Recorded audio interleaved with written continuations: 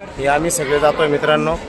आमचं देवीचं दर्शन झालेलं आहे आणि ह्या देवीची गोष्ट अशी आहे जे ह्या ज्या देवीचं महत्त्व असं आहे की जेव्हा प्रभू श्रीराम सीतामातेच्या शोधामध्ये बालाघाट डोंगर रांग आहे, याला बालाघाटाचे डोंगर म्हणतात.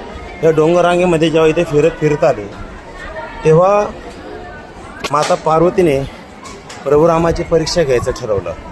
तेव्हा माता पार्वतीने प्रभू रामासमोर सीतेचं रूप धारण केलं.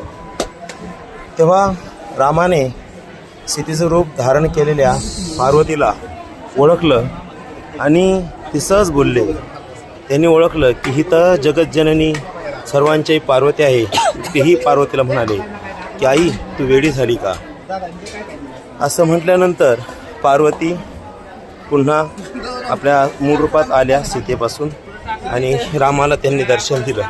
प्रभू रामांनी या जगाच्या उद्धारासाठी माता पार्वतीला येथे वास्तव्यास राहण्यास सांगितलं आणि त्यानुसार माता पार्वती इथे रेणुका मातेच्या स्वरूपामध्ये विराजमान आहे. तसेच एक गावातली गोष्ट इथं सांगितली जाते. ते एक भक्त होते अण्णा पाटील नावाचे.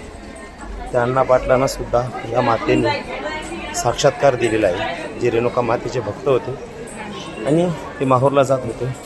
स्वतः रेणुका माता यांनी इथे येऊन यांना दर्शन दिलं आणि त्या प्रसन्न झाल्या. तेव्हापासून या रेणुका माता इथं ज्या दर्शन इथे लुप्त झालेल्या आहेत ह्या मंदिराच्या गाभाऱ्यात जो तांदळा आहे तिथं तेव्हापासून रेणुका मातेचं तिथे तांदळा आहे. रेणुका मातेसारखंच या मंदिराचं बांधकाम आहे, हेमाडपंथी बांधकाम आहे. अशा प्रकारे या मंदिराची गोष्ट आहे. ठीक आहे मित्रांनो, भेटूया पुढच्या स्पॉटला. जय श्रीराम.